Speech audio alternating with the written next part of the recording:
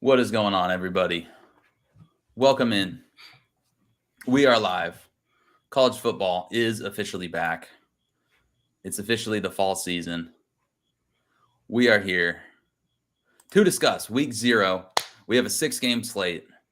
We're going to be breaking down the whole slate, every player you need to know, everything you got to know for the DraftKings main slate on August 27th, Saturday. If you've been following the show for a couple of years, same exact show. We're switching over to the Daily Bread Media YouTube channel. Same exact show, same exact everything. It's just going to be hosted there this year. So my YouTube channel will still be active a little bit, but this is mainly where the main thing is going to be each and every single week.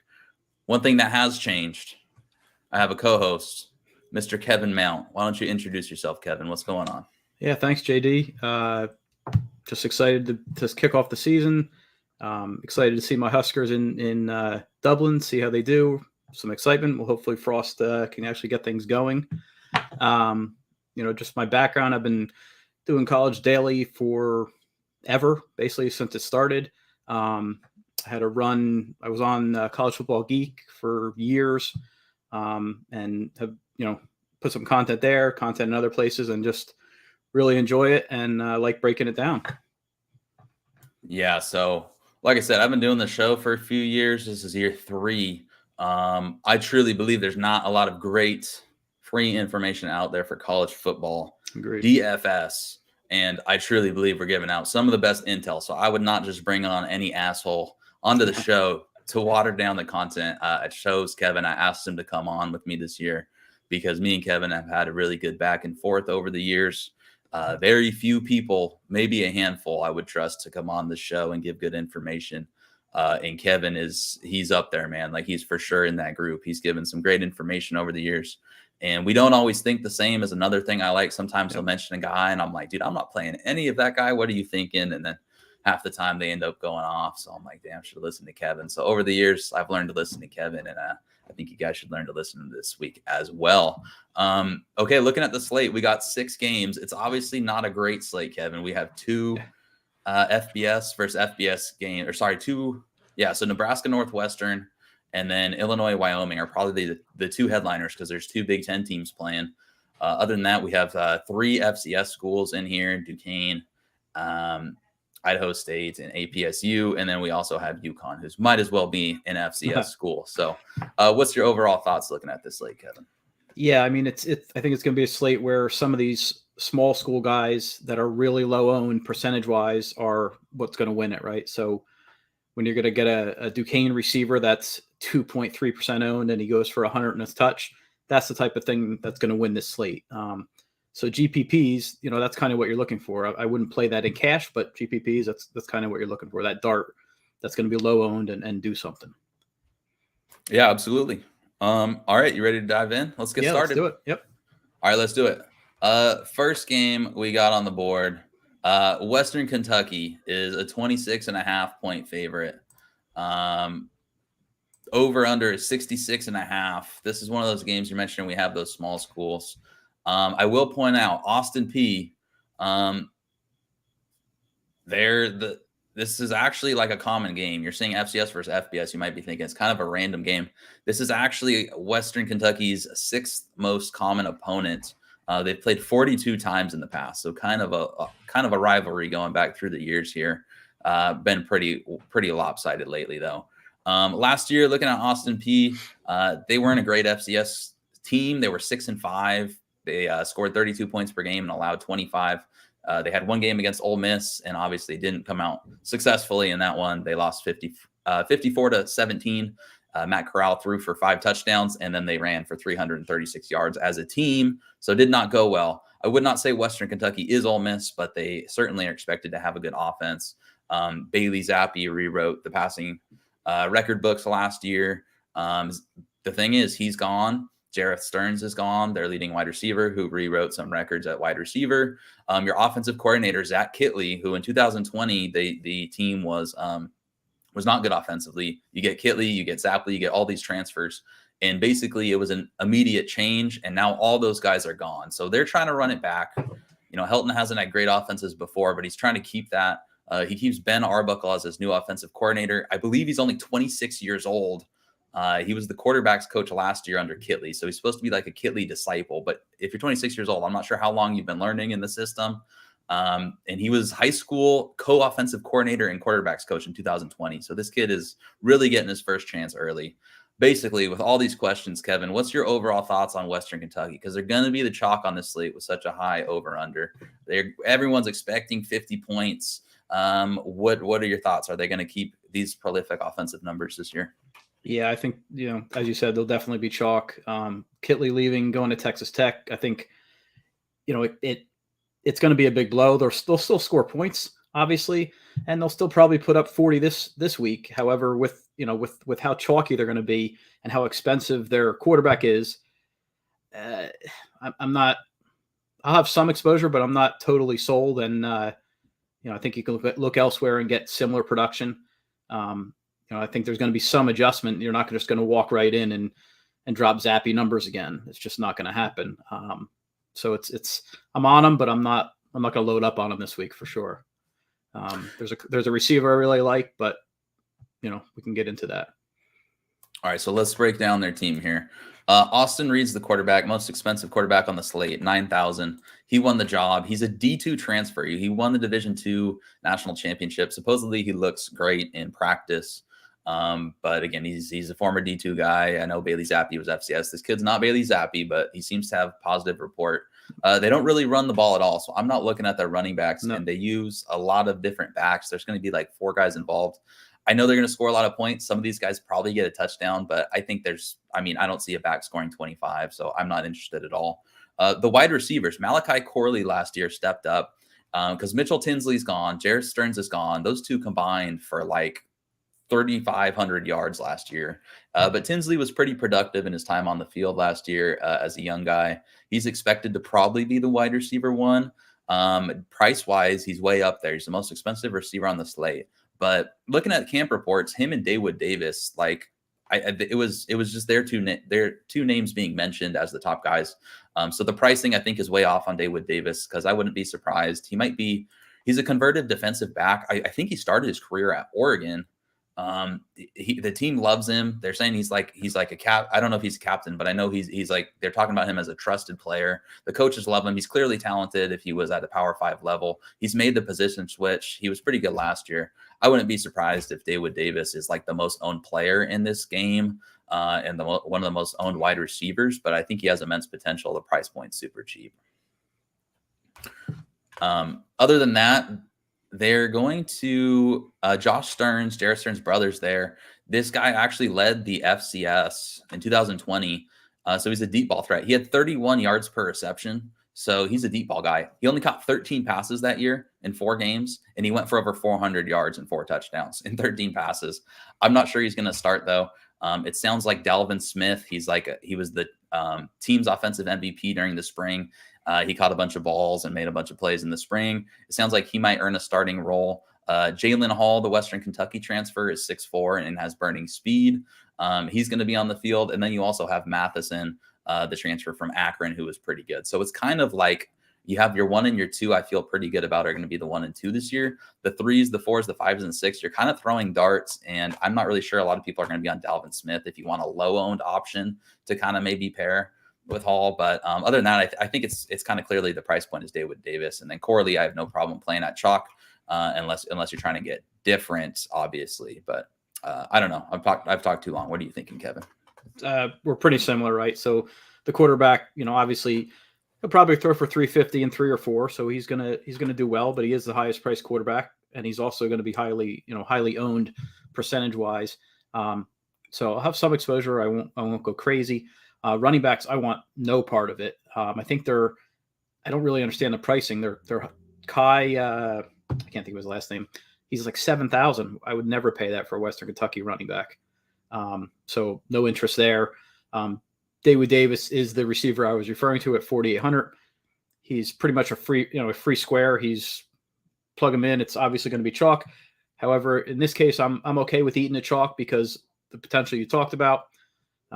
It could easily go for 102 and, hit 5-6 times value and be a real, good part of a GPP lineup. So David Davis, I agree, might be the highest owned wideout, might be the highest owned player. There's another running back later in the slate that might be competition for that, but highly owned, and I'm still playing Davis. Like I said, I'm really not going anywhere else. It's either Davis or Corley. I actually think Corley might be lower owned just because of his price. But I'm okay with playing both. I'm okay with stacking them too if you want. Yeah, it's the price isn't prohibitive this week. You can kind of play whoever you want. Like you're going to need to play a cheap guy or two, but the pricing's always so off on DraftKings week 1. They did a better job this week. Like last year, they probably would have had Austin Reed like min price because he's a D2 guy. This year they've wisened up like a little bit, but price isn't prohibitive. You can quite easily stack Davis, Corley, and Reed. The issue is in GPPs. Like I think in cash, that's you just kind of have to go there. In GPPs, yeah, agreed. Yep, I'm not sure. Yep. All right, so pretty straightforward for Western Kentucky. They're supposed to score a lot. If they don't, you're dead. On the other side, Western Kentucky, not great defensively last year. They said they're doing some different things this year. Austin P could perhaps be interesting to me.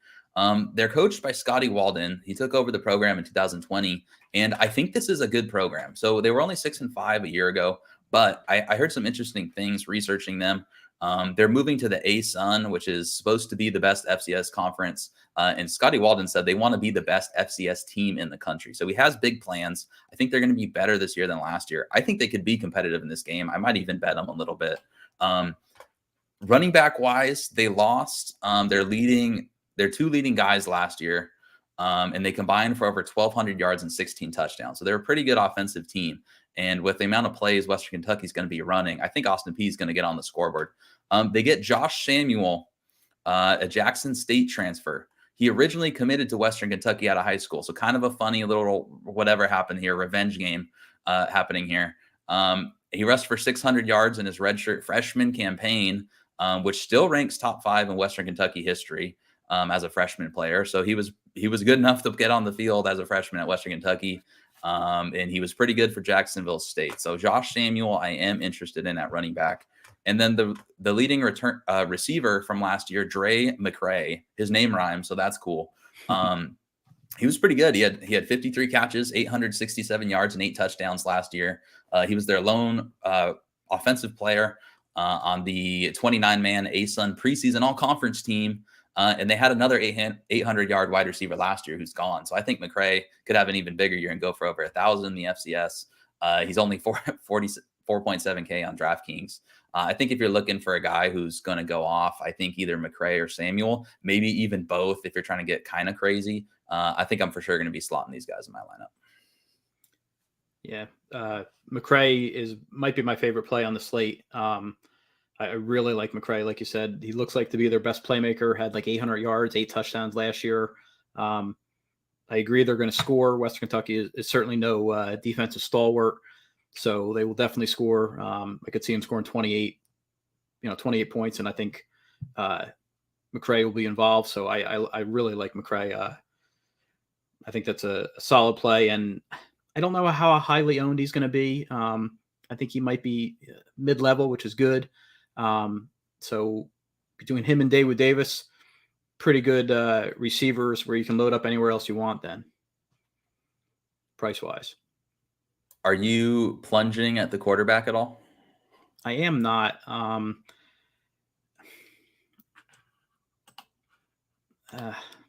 don't think you have to this week. I couldn't find a starter. This DeLillo guy or whatever, I think he's a Middle Tennessee guy because I recognize the name, and he sucked. And they didn't say whether him or Lehman was going to get the start when I found it. Yeah, I'm not interested. No, agreed. All right, ready to move on? Yep. All right, next game. We're kicking off in Dublin, baby. Dublin, Ireland. This is going to be awesome, except then you have to actually watch this game. Actually, Kevin is a Nebraska fan, correct? Yep, for about 40 years. All right, you take it away. What is this opener going to be for Scott Frost? Well, hopefully it's good. He made all the right changes in the offseason, brought in Mark Whipple from Pitt, so we have a new OC, brought in LSU wide receiver coach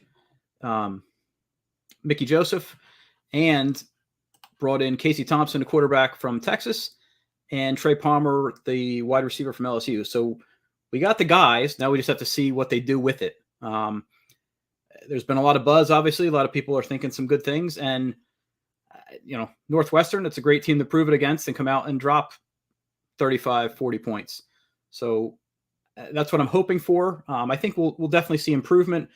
Casey Thompson is a pretty good passer. I actually really like him on this slate. I think he's 7,100. Stacking him with Palmer, I think is a great play. Like you said, you can stack anybody you want on this slate. Nebraska hasn't had a guy that can throw in years, right? Adrian Martinez was awful. So go to Kansas State. He can stay there. He's terrible. Running back, it's kind of a mixed bag, right? There's 3 guys that are going to play. Ramir Johnson is getting a lot of vibes of using all over the field. So using him in the slot, using him in the backfield. So I'm not sure how many carries he's going to get. Gabe Irvin is there. It's kind of a muddled backfield. So I really don't have much interest. I would play Ramir Johnson a little bit, but other than that, I don't have a ton of interest in the backfield. Really, my interest lies in stacking Casey Thompson and Trey Palmer. Probably going to be pretty popular, but I think they come out and show out against Northwestern. And generally, Whipple last year, they humped Jordan Addison, right? So I think that's going to be the same, Trey Palmer, I think, is going to be the Jordan Addison this year. So I expect him to get a ton of targets. He's 5,600 all day. Yeah, I agree. I think Palmer's a great play, probably my favorite one in this game.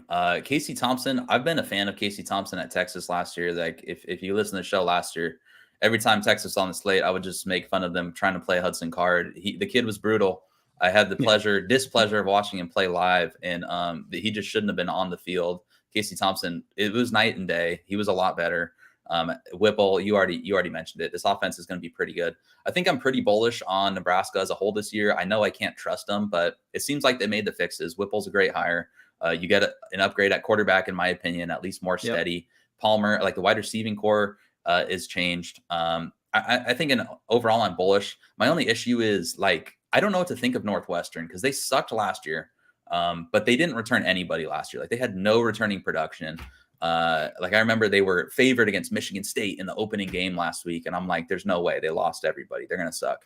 And now everyone's kind of assuming they're going to suck again. I know they lost their defensive coordinator of like 20 years or something, and then their defense was immediately shit. So I'm not sure, but I think Fitzgerald is a pretty good coach. I wouldn't be surprised if they kind of like hang around in this one. It's in Dublin, Ireland. I know Nebraska, I trust the hires they made. They were so bad in special teams. They got a new special teams coordinator finally. Yep. But I'm not sure it's going to click immediately. So I could see Northwestern hanging around, which could actually be a good thing for fantasy wise if they're actually able to score a little bit. But overall, wide receivers, I did want to mention. So Palmer's for sure the number one guy. Outside of that, it seems like a toss-up. I think Omar Manning is way overpriced. I'm not sure he's going to be on the field like a ton. He might be on the field less than half the snaps. Garcia Castaneda, the New Mexico State transfer, I believe. New Mexico State. I think he's going to be on the field a little bit. But the one guy, if you want to get a little bit different and have exposure, I think it'll be different. It's hard to tell with college football ownership. Washington, the transfer from Texas, I think is going to start. He's been getting good reviews in camp, and he played with Thompson last year. So, with all this new stuff breaking in, I could see game one, him going to Washington and maybe getting a touchdown at 3.8K. Yeah, agree. Yep. The running backs, I think I'm just not going to play, to be perfectly honest. I think 4 of them are going to get touches, and they're playing Northwestern, and they're 2 touchdown favorites. I think Anthony Grant has the most upside, him and Ramir Johnson. But like you said, Ramir's touches are a total wild card, and Grant, I mean, I don't know. I haven't heard great things about him since the spring game. Like, they keep criticizing. He's like his game speed's not ready. Like, or they said he's going too fast, and I don't even know what that means. Like, he's not waiting for the whole stuff. It's just weird quotes I've been getting around him. So, all right, Northwestern side. You got any thoughts on Northwestern? Yeah, I mean, Northwestern, right? They muddle it up. They generally bring you down to their level as far as offensive ineptitude, right? So I could see Nebraska struggling against them because they just muddy the waters. I don't really have any interest in their quarterback or wideout position. At running back, they're probably going to try to pound the ball. So, 30, 40 carries. And Cam Porter comes back, and so does Evan Hull. So from what I'm hearing, it's going to be a split. So, you might be able to pick one. They're not highly priced, and, hope they go for 100 and a touch. But I think both of them get a bunch of carries, and that's the way Northwestern keeps the game close. So, and I do, as you said, I do expect them to keep it close. Partly because, I think Fitzgerald's a really good coach, and he just they're tough, right? They have that toughness, and they just stay in games, and Nebraska will allow them to stay in the game. So yeah, I mean, I have some interest in Porter or Hull. Just kind of got to pick which one, because they're both going to get carries. Yeah, I agree. So you can't look at the passing game here. There's no reason to do that. But I think they're going to be like a lot better running the ball this year, because Hull went for 1,000 yards last year when Porter was out injured. And I mean, they were a terrible team, terrible game scripts. Their offensive line wasn't good. They had no passing game, and he still went for 1,000 yards. So we know what their identity is. I think they're just going to feed these guys carries, even though there are two of them.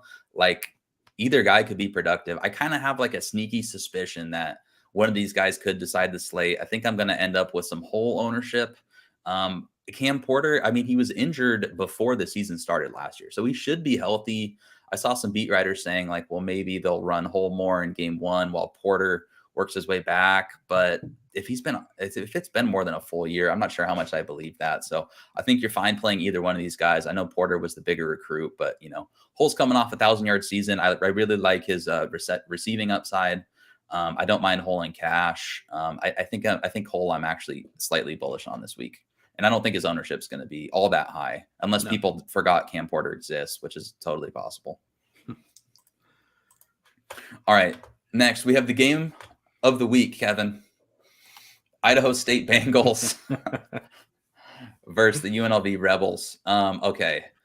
Line is 20.5 in favor of UNLV. That dipped below 21. I'm going to be betting that, because over unders 52, because Idaho State, I mean, my God, are they awful? They were 1-10 last year at the FCS level. Average score, they had 15. The other team had 34. So just not even close. 19 points per game. Their offensive line yielded 39 sacks, while defensively they had only 7 sacks. So a negative 32 sack differential. That's incredible.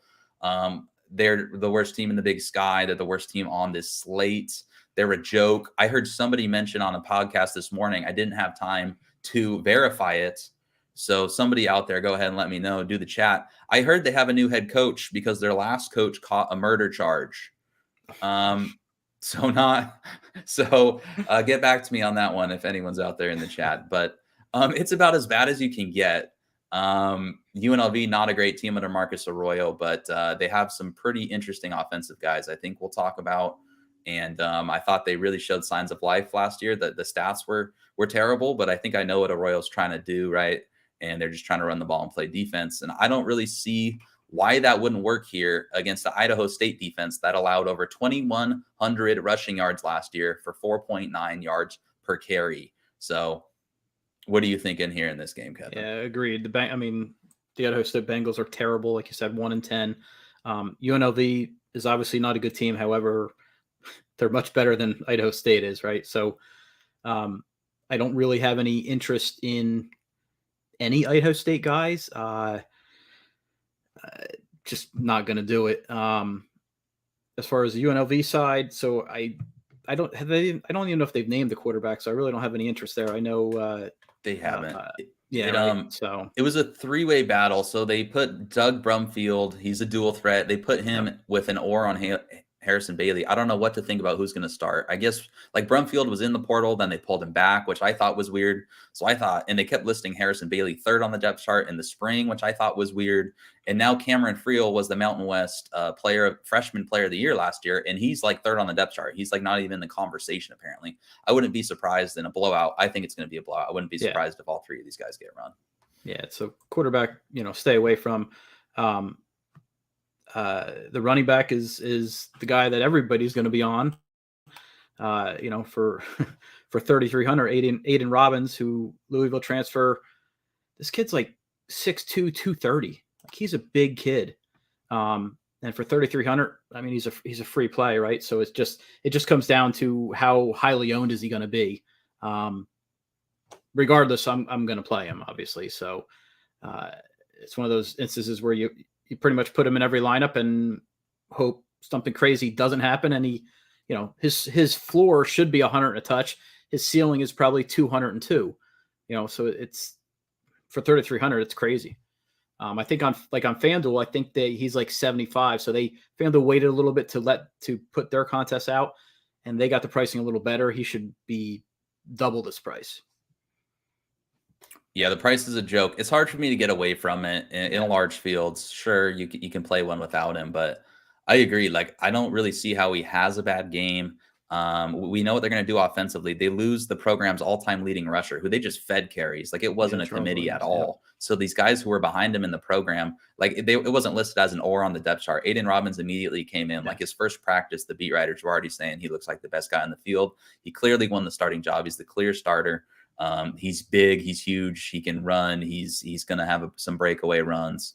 I think it would have to be extremely unfortunate for him to not do it for you. Like his floor is great, his ceiling's great, but yeah, if you're trying to get different, you don't have to play him. Yeah. What about the wide receivers? So you have Ricky White. I think they have a good receiving group. I kind of like this offense. I'm not going to lie. They have 3 options at quarterback. They're going to run the ball. And receiving wise, they have Ricky White, who once upon a time went for like 183 yards on Michigan. He used to play for Michigan State. Didn't really do anything after that. He's Harrison Bailey's high school teammate, actually. So if Bailey plays, they might have that connection. Other than that, Jeff Weimer is a transfer from, I believe it's San Francisco Community College.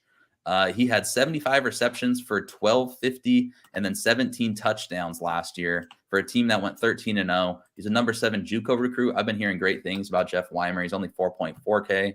And then Kyle Williams is your leading returning receiver at 6.3. He's been good since he got on campus. More of a cash game guy. Overall, you have 3 options. I just don't know how much they're going to pass the ball. If you want to plug and play one of these guys, I guess I would say White or Weimer because they probably have a higher ceiling and lower price.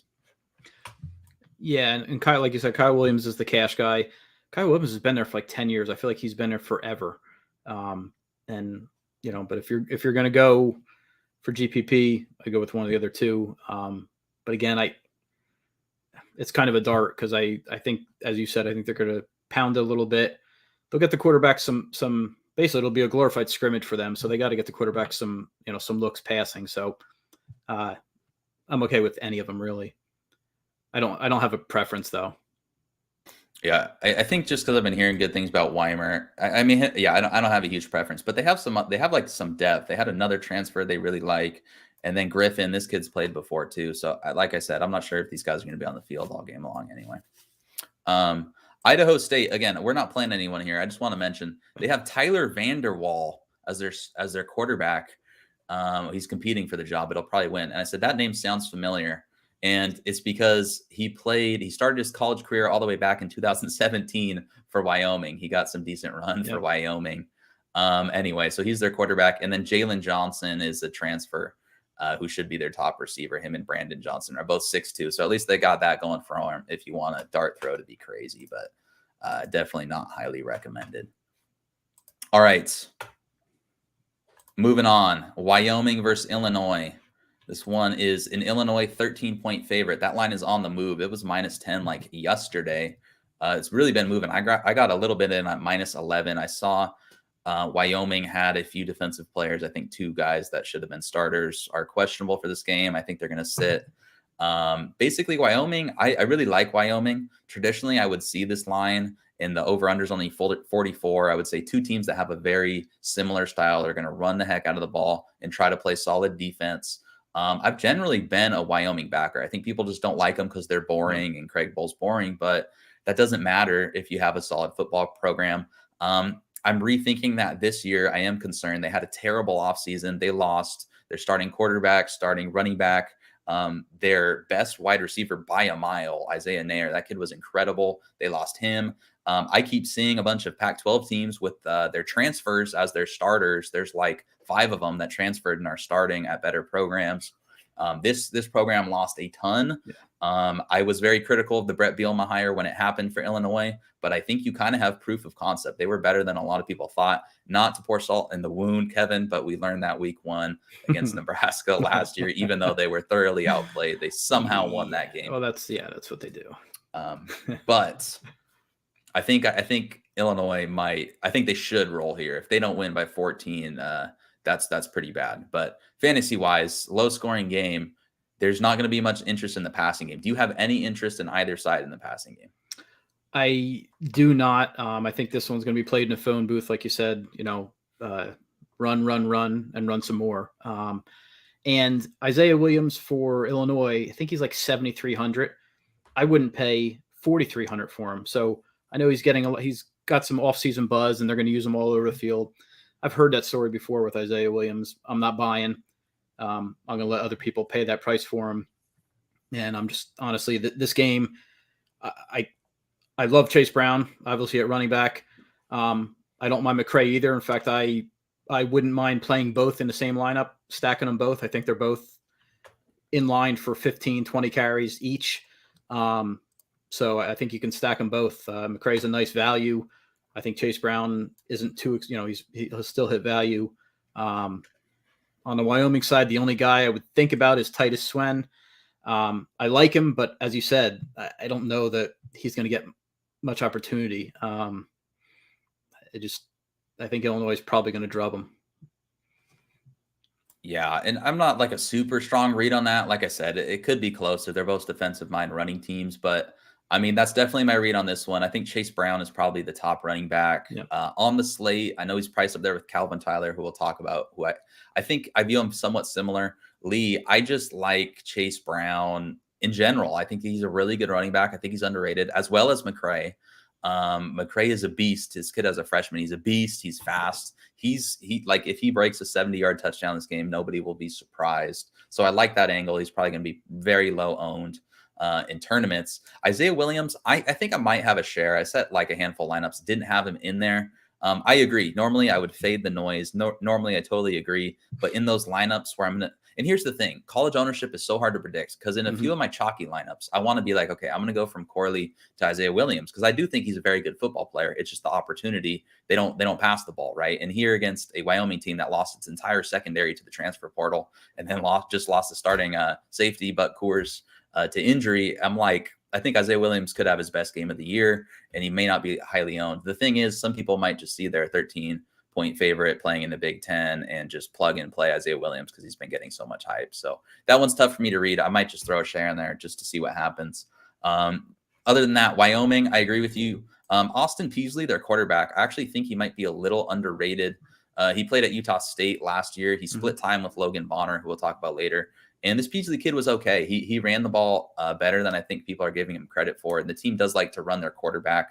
I'm not really sure I can get there at 5.9, because I don't think they're scoring many points at all. I think they're going to have a tough time. I think Illinois is just going to load the box, and Wyoming no longer has Isaiah Nair. They don't have a threat to beat anybody deep. Titus Swen is a difficult one for me. He's gonna be like their entire offense this year. I think he's gonna have 250 carries, and I love Titus Swen. I talked about him on this show last year. He's big, and he's a home run threat. He had a 98-yard touchdown against Utah State last year. That was amazing in DFS. But I view him as boom or bust in this matchup, because I think he's going to need a long touchdown run, most likely, which seems weird.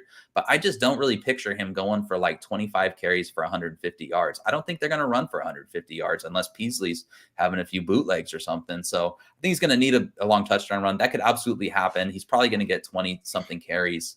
I think he's very hit or miss. I actually, and this is probably a hot take, I view him more as a tournament guy than I do a cash game play. Agreed.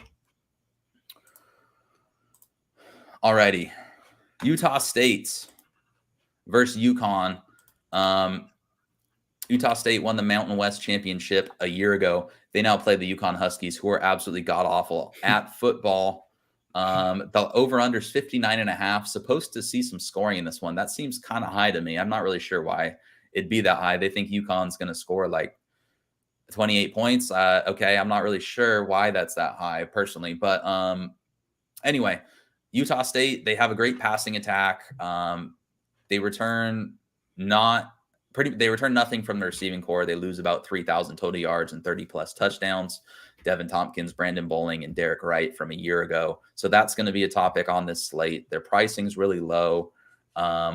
Basically, what are your thoughts on Utah State? Are the prices justified at quarterback and running back? And what do you think about the lower priced wide receivers? So I think the prices are justified. I mean, Bonner should be a top 3 price quarterback. Looked really good last year. Should have no problem lighting up a terrible UConn team. Running back wise, Austin, I see why he's the top price running back on the slate. Again, should do whatever they want against UConn, right? So could easily go for 150 and 2. Probably all the quarterback and running back will both be highly owned. At receiver, I do like McGriff. I think he's their highest price guy, but I think he's going to be the leader of the group. So I like him.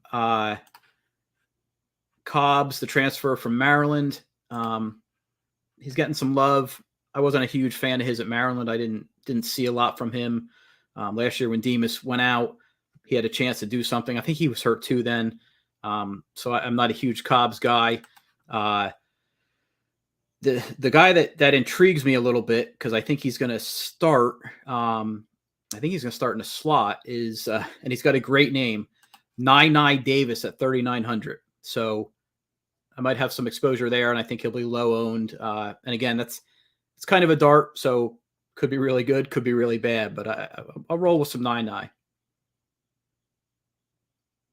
Yeah, I'm going to go on a little spiel here real quick on Utah State because I love Utah State, this program.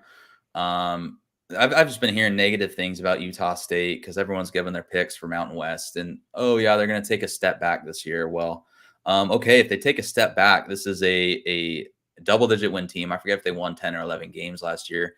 That came out of nowhere in their first year under Anderson, completely revitalized the program.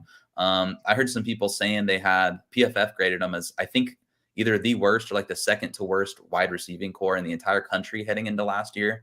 And that was a joke. We saw what they did. I basically just think people don't know how to rate Utah State and have no idea what they're talking about when it comes to Utah State. Now that we have 1 year under our belts, obviously we kind of know what to expect because everyone was way off last year. They were way better than we thought. I mean, they beat Oregon State in the bowl game, and say what you want to about Oregon State, but that Oregon State team beat Utah, and that was with Cam Rising, the only team that did that until Ohio State. I'm high on the Oregon State program as well. So I just think this Utah State team, and it's not just their passing attack, because I think Logan Bonner is one of the best quarterbacks in America. That's probably a stretch. He's not like a top 10 quarterback or anything. He's one of the best in the group of 5. I love this kid. He was injured for a lot of last year. That's my only concern in this matchup, is that he injured himself in the bowl game, had to leave. He missed spring ball, but he's playing in fall camp. There's he didn't play the full scrimmage, so he must still be hurt. I'm not really sure. There seems to be a lot behind that rumor, but I'm not really sure I understand it because he was banged up half of last year. There were points where he could hardly walk, and he was playing quarterback last year. So I think durability is a concern, but he's had a whole offseason. He's going to play. I think he's going to have another big year. The question is, of course, how does that click immediately with all the new wide receiving core? And then you have such a big lead on UConn, your 4 touchdown favorites, basically. So I do think this team, it was very weird. They ran the ball a lot to begin last year. I was really surprised. They were more of a running team than I thought because Anderson at Arkansas State, they were always hucking the ball over the yard. His wide receiver 1 at Arkansas State, let me just pull this up here. Okay. They averaged over the last 4 seasons. Okay. So this includes Utah State, has averaged 90 receptions for 1,368 yards and 12 touchdowns. So the question is, who's going to be the wide receiver 1 this year? I don't have a great read. I think it's between McGriff and Cobbs. I'm personally going with Cobbs just because I heard a lot of positive things this year. So I think at 6,000, I'm going to have the most ownership there. But McGriff could totally do it. Bonner, I don't think is a must play at quarterback because he doesn't run at all. And this one could be a blowout. So he could just throw for 303 and that doesn't get you there. Or he could throw for 302 and that doesn't get you there. I think the slot is the most interesting. I'm actually thinking that I'm going to have some of Kyle Van Leeuwen, and make sure you get the right Van Leeuwen because there's 2 Van Leeuwens on this team. He was not a guy I was excited about in the slot, and they'll play 4 wide receivers wide receiver set. So it comes down to him, Nine Davis, who I'm glad you mentioned. He's an electric player and a great returner. He's a tiny guy, but this guy could break some to the house. He could be a slate breaker. And then Terrell Vaughn. They have 3 good options in the slot, and I have no good intel because I thought Vaughn was the most talented. Then I see Nine Davis going off, and now I hear Van Leeuwen might start and had a great fall camp. So I think they're going to kind of rotate the slot guys, but rotating in an offense like this isn't as big of a concern as it is for other offenses, because I think either one of these guys could break the slate. I think you have to spread your ownership. Personally, I'm a little bit more invested in Van Leeuwen because I think if he is the less talented of those 3, and again, I'm not sure. We haven't seen him on the football field much. It just sounds like he's more of a program guy, whereas Nine Davis is more electric. Terrell Vaughn is more, the transfer who's also kind of electric. I think they might reward that great practice player type energy in a blowout game like this. So maybe that's just overthinking it too much. Calvin Tyler at running back, I think, is underrated. This guy played through injury last year. He missed 2 games. He still would have gone for 1,000 yards. They have no running back depth behind him. They're very, very thin in the running back room. I think one of these backup guys could get a touchdown, but I'm not going there. I think Calvin Tyler, if he caught more passes, I would play him at this number. At the current number, I think he might be fairly lowly owned, but not enough to get me interested. I think I like Chase Brown more than Calvin Tyler, but not huge for me. UConn, I'm not really going to talk about them. They're supposed to have Tyquan Robertson. They listed like 4 guys on the depth chart. He was terrible at Penn State, but he's a 4-star and he transferred, so he'll probably get the job. I actually like Cameron Ross, their wide receiver, and now he's out for the year. He's had a lot of injury problems. I think that guy's a good player. I think that's a huge loss. So that means Marion at 4.6 is going to be their best player. I guess if you want to dart throw, Marion's where you look. And then running the ball, they have Carter listed at 5.6K, but he's not first on the depth chart. They listed Robert Burns. If you absolutely need a minimum price guy, they listed him first on the depth chart. They'll probably split carries, but not for me. If you want to dart throw, there you go. Any final thoughts on this one, Kevin? Isn't there some kind of commandment, thou shalt not play a UConn guy in DFS? Something like that. So yeah, stay away. I don't know if I've definitely played Cam Ross before, because every time I see him, I'm like, oh no, that's my guy. I probably played him like once. So I get nightmares. I think it was against Fresno State. I think I remember because he had a long run called back. I felt smart for about half a second. All right, last game on the board. Duquesne, the Duquesne Dukes. I wonder how they thought of that name. Versus the Florida State Seminoles. This is the widest spread up there. It is 39.5. I forgot to write down the over-under. I'm going to look it up real quick. Duquesne Dukes. Man, this is not a terrible FCS program. They're probably going to get dog-walked, but I'll mention some positives. First off, they're playing a Florida State team that did lose to Jacksonville State last year. Yes, that's an FCS school now until they make the move. They were 7-3 last year, the Dukes. They had a good defense. They only allowed 22 yards per game. They're going to look to muck this one up. They only allowed 3.9 yards per carry. In their lone game against the Power 5 team, they did lose 45-3 against TCU. But if you look at that box score, they actually played pretty well against TCU. They only allowed 253 total yards to TCU. Although looking at the offense, it's clear to see why they only scored 3 points, because they went just 3 of 12 passing and had 76 total yards of offense. So I could see the Dukes trying to muck this one up and make it ugly, but I don't think it's going to work. I could see something like a 42-3 ball game here, and it's really going to come down to who scores the touchdowns for Florida State's. Yep. So no interest in the Dukes personally for me. Do you have any interest, Kevin? I do not. Same feeling. I think it's going to be a Florida State pick your score. And which of the 3 Florida State running back scores 2 touchdowns is really what you're looking at. Because Travis. Yeah, I'm sorry. Are you high on any of them? Do you have a good read? I don't. I think Benson is probably the most talented. He's also the highest priced. I think Trayshawn Ward will probably start, and then you have how do you say his last name? Toafili. Yeah. So I think they all get run, and I think it's picking which guy is going to get 80 yards and 2 scores, and I don't know. Honestly, I think my favorite play on the Florida State side is Jordan Travis, because I think he's going to account for 4 total scores and probably 300 and some total yards. He might have 60, 70 rushing and a couple scores. So that's kind of where I'm leaning. A lot of people are high on Micah Pittman, the Oregon transfer at wideout. To me, he's too highly priced. I just don't think they throw it enough to pay that price for him. So my main interest on the Florida State team is Travis, and that's about it. I don't have a ton other than the QB. Yeah, I'm going to have a decent amount of Travis. He's a great rushing quarterback. He had to split time last year with Mackenzie Milton. This year, it's all Jordan Travis. I think he's going to have a pretty big year on the ground. Of course, it just comes down to whether or not he gets those touchdowns, because I don't think they're going to throw it a ton. But yeah, I think Travis, I think I'm going to have a decent amount. Yep. As far as the running back room, I have a decent hot take, but it's not a big one. I like Trayshawn Ward more than Trey Benson personally. I think they're both talented and they're both going to split work. So it's kind of just drawing, sticking your hand in a hat. But there were times last year when I watched Florida State and Trayshawn Ward was the best thing they had offensively. And I know he's not a heralded guy and he's a former walk-on, but I just like the way he runs. He's got good size. He catches passes. He's a good practice player. I think he earned the start for a reason, but I agree. I think Trey Benson, it sounds like he's got some pretty electric skill set and he probably has the higher ceiling, but like if he gets like 3 big runs in this one, no one would be surprised. But I think overall I'm honing in on Travis. I might have a little of Ward just to be different because I think he'll be low owned, but that's really, that play makes me feel a little ugly. The wide receiving pricing is egregious. McLean, so they have a lot of guys, a ton of names. They're going to rotate. The Pittman price is a joke. I'm a former Oregon fan. I love him. He's a good returner, but a joke of a price. McLean, that's a joke of a price. Wilson, I think their top 2 guys this year are going to be Ontario Wilson and where is he? Johnny Wilson. I think the 2 Wilsons are going to be their top guys. They separated themselves in camp. I mean, I don't have a ton of interest in Ontario, but I think Johnny Wilson, this kid is 6'7", Arizona State transfer. Arizona State is a dumpster fire, but he was kind of productive. He had 2 double-digit fantasy points in 4 games that he played last year. So it sounds like he's been having a great camp. He caught a few big plays this last week, a few big passes.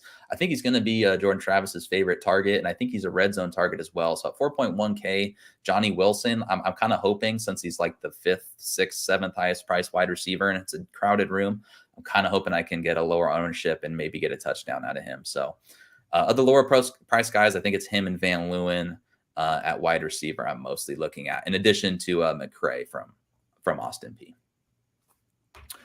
All right, that wraps up the slates. First off, thank you guys for listening. You have any final thoughts, Kevin, before I wrap it up? Just,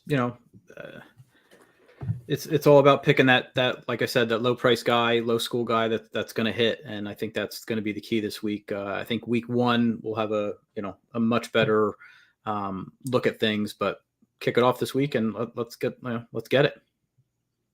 Yeah, I couldn't be more excited. It's a stupid 6-game slate, and there's blowouts. There's going to be some random freaking dude, some backup guy that goes for 60 yards and 2 touchdowns and just screws your day up. But this is, we're in it. We're in it too deep anyway. So we're going to have some fun. Some quick announcements. So we'll be doing this every Thursday. We'll find a time. Today we went live at 8:30, so I'll let you know. 8:30 Eastern. I'll let you guys know if that's going to be every week. But it'll be around a similar time, Thursday nights. As far as me this week, I'm still keeping the show every single week. We're going to do it. We're going to break down the main slate, every team. As far as me personally, it's going to look a little different. So I used to give out prize picks on the show every week. I'm not doing that this week because I do have an exclusive deal. I joined the team at Fantasy Points, so I will put a link in the description to this video if you're watching on replay. Fantasy Points college football package. They have DFS breakdowns. They have betting breakdowns. I am contributing in the prop department. So unfortunately, I cannot go over the prize picks here. But if you're interested in prize picks, is where I would recommend to look, because, oh my God, we killed it last year on prize picks. So fingers crossed, we are going to again. Like, for example, prize picks, they listed, going back to Florida State, they listed this fella, Keyshawn Helton, who I project as like their, 6th, 7th, 8th wide receiver. They, for some reason, projected him for 42.5 receiving yards. So you can get lines like that sometimes if you're following prize picks. But other than that, thank you guys a lot for listening. We're going to be back every single week. It's going to be a fantastic season. Every single year we do this gets better. And now we have Kevin on to make it twice as good. Kevin, you want to tell the people where they can find you on Twitter? Yeah, at DFS Guru. I'm just looking forward to killing it this year. Let's hit some big wins. I think early in the season is when you have these advantages, especially, and you take advantage of this soft pricing. Mid-season they kind of catch up to it. So let's hit it hard now and then take home some of these GPPs. That 50 grand's out there, man. We got to hit it. Yeah, we will. And another thing on that, the pricing's so bad. If you want to leave like 2 or 3K on the table this week, I don't think that's a crazy idea at all to get different, because you can stack like the top 2 quarterbacks and still somehow have like 2K or at least 1K left over. So yeah, don't be afraid to get different. If you think your read is stronger than DraftKings pricing, that's because it is. It's not good. It's not good this week. All right, guys. Thanks for listening. See you next week. See ya.